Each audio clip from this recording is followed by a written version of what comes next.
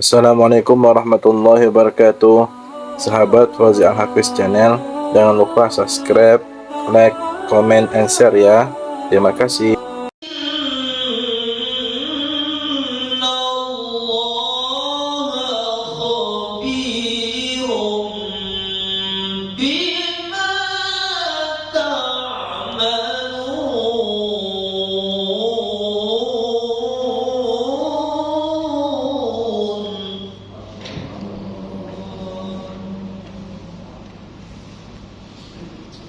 ولا تكونوا كالذين نسوا الله فأنساهم أنفسهم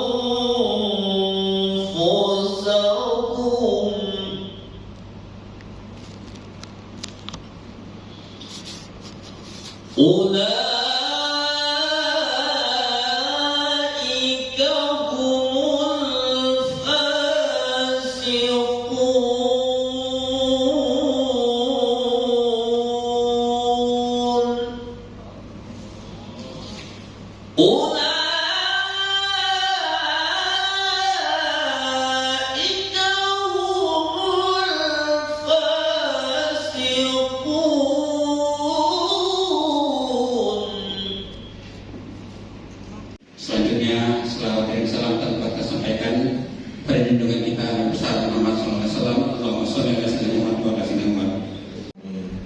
حمدا يوافي نعمه ويكافئ مزيدا.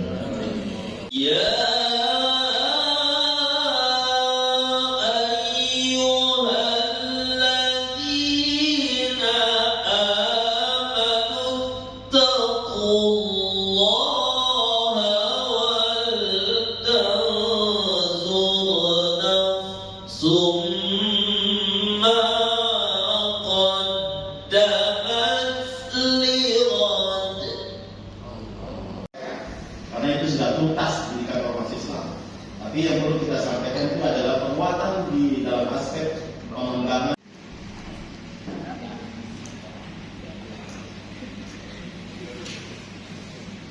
وعلى آل سيدنا محمد. اللهم اغفر لنا ذنوبنا ولوالدينا وارحمهم كما ربونا صغارا ولجميع المؤمنين والمؤمنات والمسلمين والمسلمات الأحياء منهم والأموات. Banyak kita ketahui, ya, belum banyak kita pahami tentang wawasan kebangsaan, apa muatan Pancasila secara utuh, kemudian apa muatan Undang-Undang Dasar, apa muatan tentang penguatan NKRI, terorisme dan lain sebagainya. Hal-hal yang patut kita perlu ketahui untuk tataran-tataran wawasan kebangsaan. Makanya materi untuk BIMTEK ini tidak hanya dari akademisi saja, tapi juga dari mitra, ya, mitra kementerian. Di antaranya adalah Polda, ya, Korem, Kanren, ya, kemudian FKPT yang terkait dengan masalah terorisme. Kita perlu tahu. Kalau di Jakarta itu ada FKDM.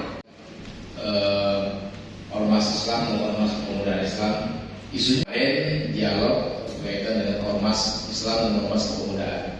Hari ini telah selesai pembinaan bersama Polda Jambi di Singgal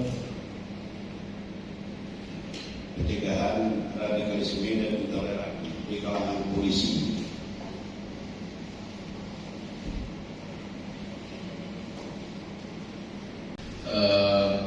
Ormas Islam dan ormas pemuda Islam, isunya lain dialog berkaitan dengan ormas Islam dan ormas kepemudaan.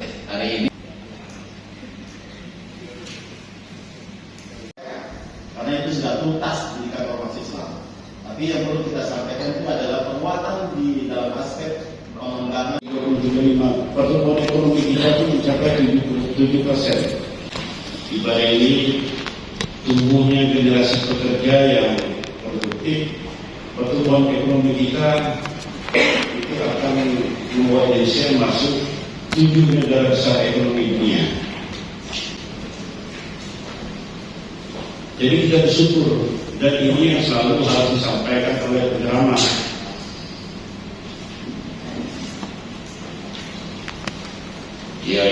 tetap malas sholat. Yang berusaha tetap tumbuh.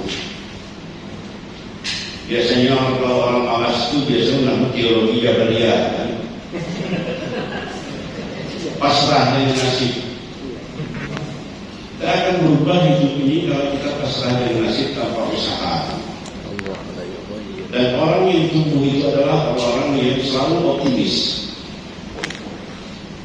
Contoh, kita tidak perlu jauh-jauh. Saya ini bukan orang kaya, saya orang susah. Saya kuliah tinggal di masjid.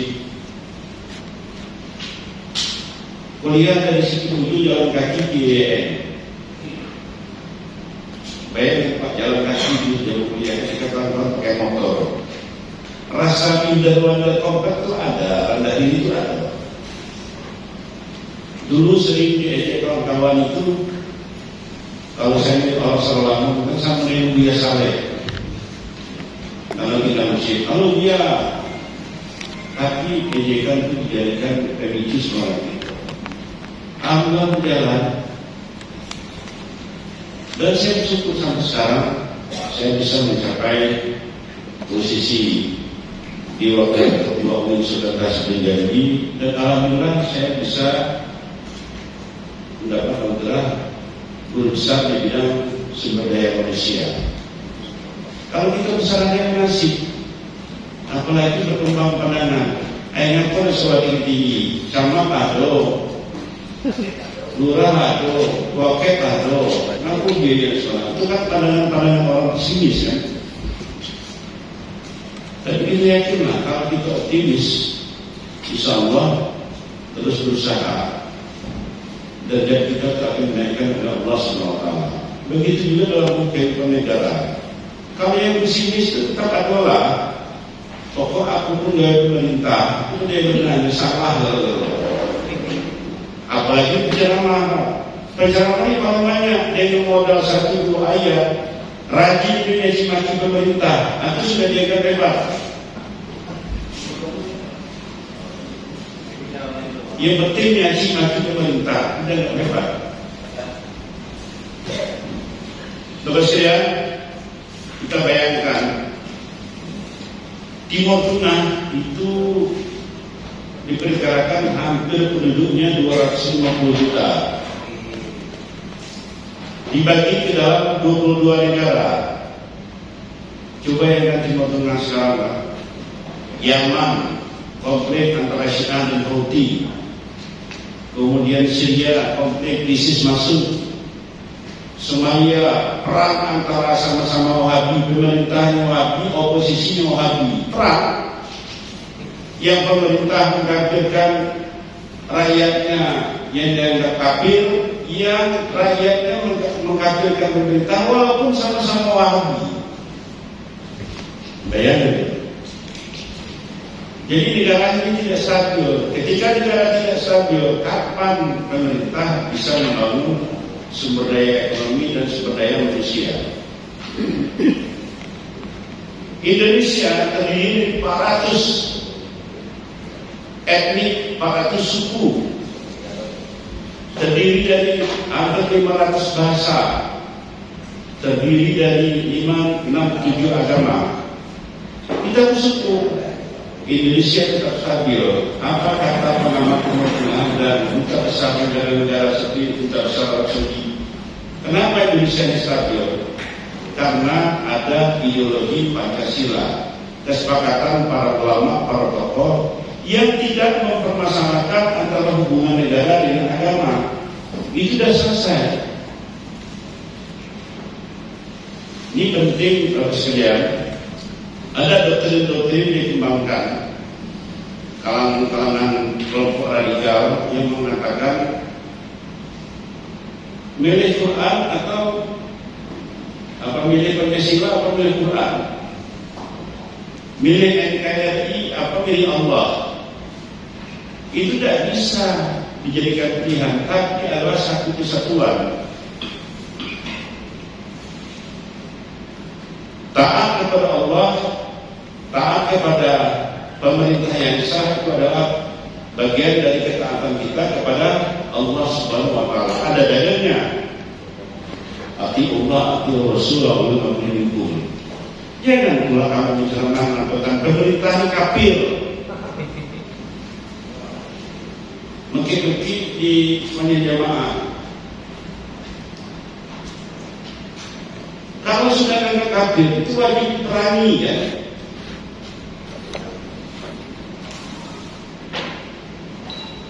Saya berdialog dengan hampir 15-16 nabi terorisme. Sekarang mereka sudah nyesal semua. Karena apa? Doktrin-doktrin yang klasik yang membuat mereka akhirnya terpancing. Jadi Bapak Ibu sekalian, hebatlah para ulama dulu yang membangun kesepakatan,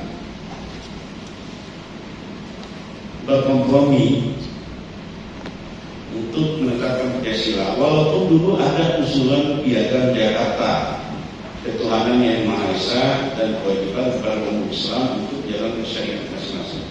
Agama itu sudah wilayah masing-masing, bukan wilayah negara. Tapi negara tetap juga mengatur hal-hal yang bersifat umum, seperti kebenaran, urusan pengurus haji,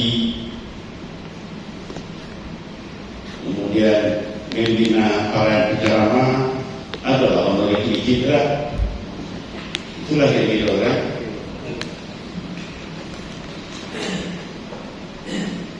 Bayangkanlah, India itu proklamasinya lebih mirip ke Indonesia. Akhirnya Pakistan karena mayoritas Islam memisahkan diri dari India. Sudah sama-sama Islam, pecah lagi dengan Bangladesh.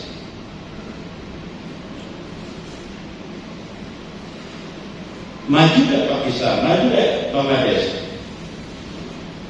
Saya nyampaikan tadi di Lotok. Saya sering di ruang dia mengatakan, kenapa umat Islam tidak pernah maju dan tidak bangkit? Padahal Islam pernah mengalami kejayaan di abad pertengahan ketika Khalifah Harun al-Rashid. Karena kita sibuk berpolitik dan melakukan politisasi agama. Sudahlah kita pernah masalah ketika pilkada DKI kemarin kan. Siapa yang pendukung bukan pendukung Anies meninggal itu tidak disolatkan. Rusak Pak. Kemudian bayangkan kurang apanya Kiai Maruf Amin. Kurang apa hebatnya Maruf Amin dari segi keilmuan. Tapi karena menjadi wakil presiden Jokowi itu dikafirkan juga Pak. Yang mengkafirkan ini orang-orang yang baru paham agama, baru 1-2 ayat, nge-share berita hoax.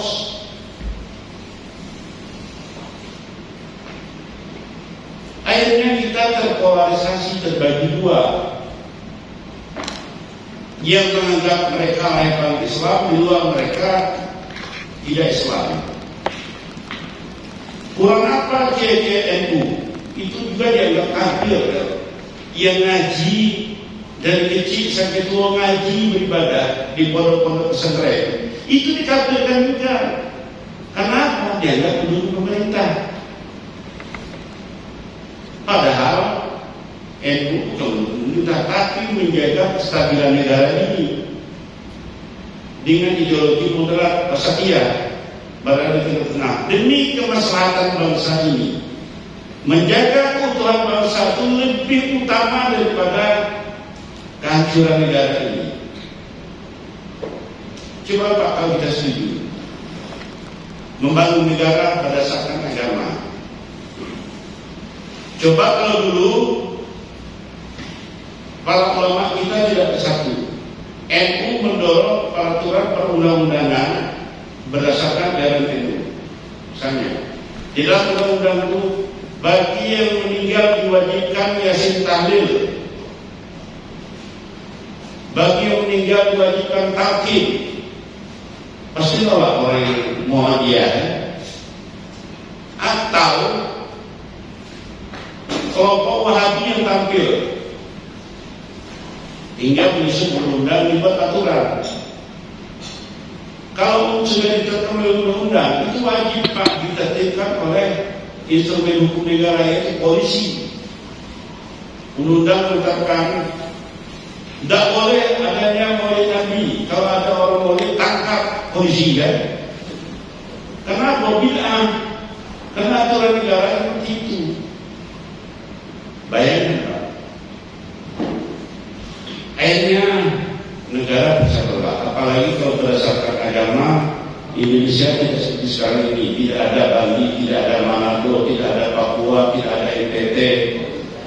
Medan terbagi dua antara Sumut, Simalungun, negara Simalungun.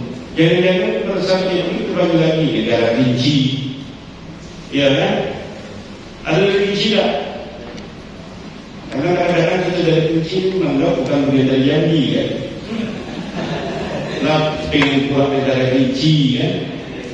Itu kalau pandangan kita pandangan sempit Pak.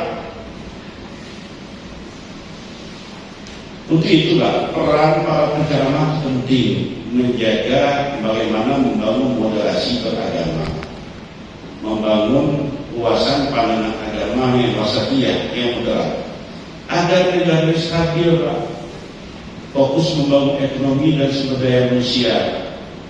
Kita ini pernah jaya di abad pertengahan di zaman Khalifah Harun al-Rashid. Para sarjana dikirim belajar ke Yunani, mendalami filsafat, yaitulah Islam menjadi inspirasi Eropa. Bayangkan ilmu medis itu diinspirasi oleh yang namanya Ibnu Sina tentang pencernaan. Teori-teori medis banyak berdasarkan filsafat Ibnu Sina. Ini lensa ini lahir dari seorang pemikir Islam. Buku ini bawa ke Jerman, dipelajari di dalam teori, lahirlah lensa, aljabar segala macam. Akhirnya apa? Peradaban Islam itu naik, menginspirasi muncul peradaban Eropa. Tapi setelah pandangan-pandangan keagamaan muncul, termasuk pandangan kafir belajar filsafat, padahal filsafat adalah ilmu dari segala ilmu. Sejak itulah menurun motivasi orang. Kau bayangkanlah, Nabi itu sudah menyampaikan, terbayang ini, belajarlah sampaikan ke Cina. Terbayang Cina sekarang menjadi negara superpower sekarang, yang unggul dari segi teknologi, yang unggul dari segi ekonomi. Amerika pun kalah sekarang. Jadi Nabi Muhammad sudah membayangkan sekarang, sudah membayangkan dari 1400 tahun yang lalu bahwa Cina itu akan unggul. Ini menjelang pilpres Pak, biasanya digunakan oleh para penceramah ini. Penceramah ini sengaja tidak sengaja juga ya, karena share-share itu di-share lah kan. Ya, Pak, kemarin saya nyampaikan data di peserta kemarin. Video itu paling banyak, video referensi agama itu paling banyak diserap, hampir itu 42%. Dari video itulah yang paling banyak itu pada video kelompok kanan Pak.